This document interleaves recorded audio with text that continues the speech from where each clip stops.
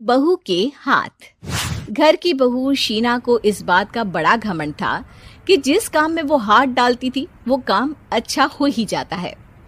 शीना की हर बात में हाथ का इस्तेमाल जरूर होता था। एक दिन शीना का पति आकाश उससे कहता है, कल जो वो भिंडी बनाई थी ना तुमने, वाह वाह वाह वाह, मजे आ गए। मैंने अपने हाथों से बनाई थी।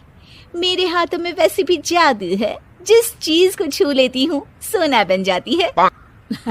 अब ये थोड़ा ज्यादा हो रहा है। मतलब अगर हर चीज को छू के सोना ही बना देती हो तुम, तो हमारे नाम के पीछे भी अंबानी ही लगा देते हम। चुप रहो, मुंह पे हाथ रख लो, कुछ भी बोलते रहते हो। शीना की सास बगिया से पूजा के लिए फूल चुन रही थी। सुंदर, अति सुंदर, कितने प्यारे गुलाब के फूल हैं। भगवान जी खुश हो जाएंगे। मैंने अपने हाथों से जो पौधा लगाया था, मेरे हाथों की कोई भी चीज बेकार नहीं जाती। हाँ बेटा, सही कह रही है। इसीलिए तो तुम्हारे पिताजी से मैंने अपने बेटे के लिए तुम्हारा हाथ मांगा था। और उन्होंने हाथों हाथ में मेरा हाथ आपकी बेटी के हाथ में दे भी दिया था। हाँ बेटा, वो तो है, पर मुझे ये बता, तू ये हर बात में हाथ क्यों बीच में लेकर आती है? माँ जी, पंडित जी ने हाथ मेरा देखकर नैनीताल में कहा था कि मेरे हाथ जगन्नाथ हैं, मेरे हाथों से कभी कोई काम नहीं बिगड़ेगा। तो मेरे हाथों की तारीफ तो मुझे करनी पड़ेगी ना। हाँ हाँ, ठीक ही कह रही हो वैसे। तो मिलाओ हाथ इसी बात पर। शीना को न सिर्फ इस बात पे गर्व था कि उसके हाथ से सब अच्छा होता है, बल्कि घर के सारे काम भी वो पहले अपने हाथ से करती, फिर कोई दूसरा उन कामों को कर पाता। एक दिन शीना कपड़े धो रही थी। अरे घर में वॉशिंग मशीन है तो सही, खुद क्यों थक रही हो? कपड़े पहले मेरे हाथ से धुलेंगे, फिर वॉशिंग मशीन से। पहले हाथ की सफाई, फिर मशीन की धुलाई। अगर आज डाकू गब्बर सिंह होता ना, तो वो ये हाथ मुझे दे दे ठाकुर, तुमसे जरूर कहता, और मैं तो दिलवा भी देता तुम्हारे हाथ। हर एक काम में हाथ बटाओ, ज्यादा जुबान न चलाओ, वरना दूंगी एक उल्टे हाथ से। क्या दोगी? कपड़े दूंगी, लो निचोड़ो।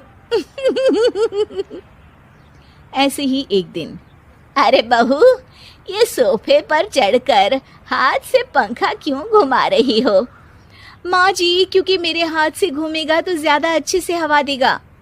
अरे बेटा, फिर तो तुम गाड़ी का पहिया भी हाथ से घुमा के मायके जाया करो। एक बार आकाश ने घर पर कार लाने की बात छेड़ी।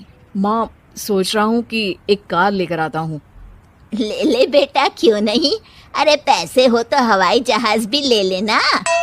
हाँ, पैसा तो हाथ का मेल है, ले लेते हैं। इस हाथ पैसे देंगी, उस हाथ कार ले लेंगी। मुझे तो लगता है कि बहू कार भी अपने हाथों से धक्का लगाकर घर लाएगी। वो तो नहीं करूंगी, लेकिन सबसे पहले स्टीयरिंग पर हाथ मैं ही लगाऊंगी, ताकि गाड़ी का आना शुभ हो। अरे घर ले आने तो दो, फिर हाथ लगा लेना। लेकिन शीना नहीं मानती। अगले दिन ही सब कार लेने जाते हैं। शीना सेल्समैन से कहती है, भैया ये कार बहुत पसंद है, पैक कर दो। अरे ओ भाग्यवान, 2 मीटर कपड़ा नहीं है जो पैक करवा ले, जरा चला कर तो देखने दो। यस सर, बिल्कुल, टेस्ट ड्राइव कीजिए ना। अरे नहीं नहीं, सबसे पहले मैं हाथ लगाऊंगी गाड़ी को, मेरे हाथ अच्छे हैं। अरे यार, हाथ तो मैं भी धोता ही हूँ, और आजकल तो सैनिटाइजर से भी धोता हूँ। मेरे काम में हाथ ना अड़ाओ।